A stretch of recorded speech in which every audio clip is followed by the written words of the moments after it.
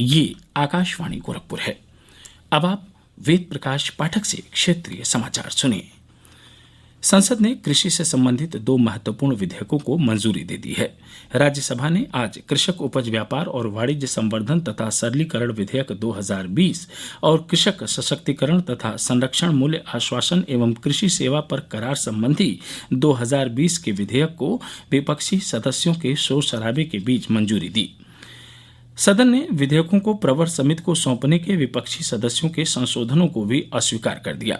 लोकसभा दोनों विधेयकों को पहले ही पारित कर चुकी है।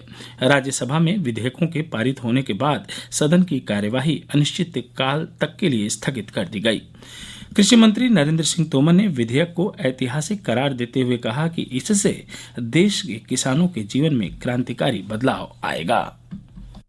ये दोनों बिल ऐतिहासिक हैं और किसानों के जीवन में क्रांतिकारी बदलाव लाने वाले हैं। इस बिल के माध्यम से किसान को अपनी फसल किसी भी स्थान से किसी भी स्थान पर मनचाही कीमत पर बेचने की स्वतंत्रता होगी। इन विधेयकों से किसान को महंगी फसलें पैदावार करने का अवसर मिलेगा। मुख्यमंत्री योगी आदित्यनाथ ने आज संसद से पारित हुए कृषि सुधार विधेयकों का स्वागत करते हुए कहा कि यह विधेयक कृषि क्षेत्र में व्यापक बदलाव लाने वाले सिद्ध होंगे। उन्होंने कहा कि यह पूर्ण रूप से कृषकों के हित में है। इससे किसानों की आय में कई गुना वृद्धि हो सकेगी। श्री योगी ने कहा कि इस विधेयक के पारित होने से कृषि उपज के कुशल, पारदर्शी और बाधा रहित व्यापार और वाणिज्य को बढ़ावा मिलेगा। इससे किसानों को बिक्री और खरीद के लिए पसंद की स्वतंत्रता भी प्राप्त होगी। मुख्यमंत्री ने कहा कि प्रदेश सरकार किसानों के कल्याण और उनकी आय को दोगुना करने के लिए कृत संकल्पित है और इस उद्देश्य को पूरा करने के लिए राज्य सरकार प्रधानमंत्री के मार्गदर्शन में लगातार प्रयास कर रही है। कृषि और किसान कल्याण की दिशा में उनकी सरकार ने अनेक नीतिगत कदम उठाए हैं। देश में पिछले 24 घंटों में कोविड महामारी के सबसे अधिक 12,06,000 नमूनों की जांच की गई। देश में अब तक कुल 6,36,00,000 से अधिक कोविड जांच की जा चुकी है। स्वास्थ्य मंत्रालय ने कहा है कि अधिक संख्या में जांच करने से रोगियों का जल्द पता लगाने और कारगर उपचार शुरू करके मृत्यु दर को निम्न स्तर पर बनाए रखने में मदद मिली है। पिछले 24 घंटों में देश भर में 94,000 से अधिक रोगी स्वस्थ हुए हैं। देश में स्वस्थ होने की दर 79.68% हो गई है। कुल 43 लाख से अधिक कोरोना रोगी इलाज के बाद ठीक हुए हैं। केंद्र ने राज्यों में कृषि मंत्रालय की पराली प्रबंधन की मौजूदा योजना को प्रभावी ढंग से लागू करने को कहा है।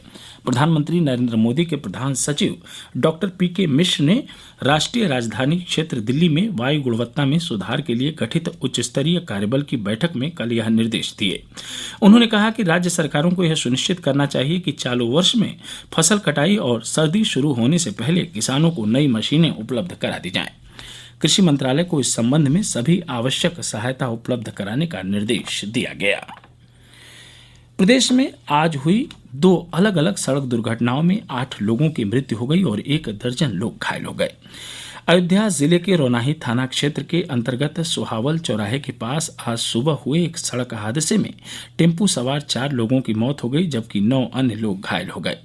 दुर्घटना उस समय हुई जब टेम्पू चालक रास्ता भटक कर आगे निकल गया था, जिसके बाद वापस आते समय विपरीत दिशा से आ रहे ट्रक ने टेम्पू को टक्कर मार दी।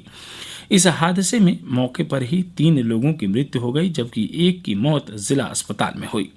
पुलिस ने सभी घायलों को इलाज के लिए जिला अस्पताल में भर्ती करा दिया है। उधर सहारनपुर जिले के तीतरो क्षेत्र के झाड़वन गांव के पास आज तड़के हुए एक अन्य सड़क दुर्घटना में 4 मजदूरों की मौत हो गई, जबकि 5 अन्य घायल हो गए। मुजफ्फरनगर के रहने वाले यह मजदूर एक ट्रक पर सवार होकर लुधियाना जा रहे थे, तभी पीछे से एक ट्रक के टक्कर मारने से यह दुर्घटना हुई। घायल मजदूरों को इलाज के लिए जिला अस्पताल में भर्ती करा दिया गया है। मुख्यमंत्री योगी आदित्यनाथ ने सड़क दुर्घटना में मारे गए लोगों के प्रति गहरा शोक व्यक्त किया है। उन्होंने घायलों के समुचित इलाज का निर्देश दिया है। कौशाम्बी जिले के पूरा मुफ्ती थाना क्षेत्र में आज नहा रही 3 लड़कियों की डूबने से मौत हो गई।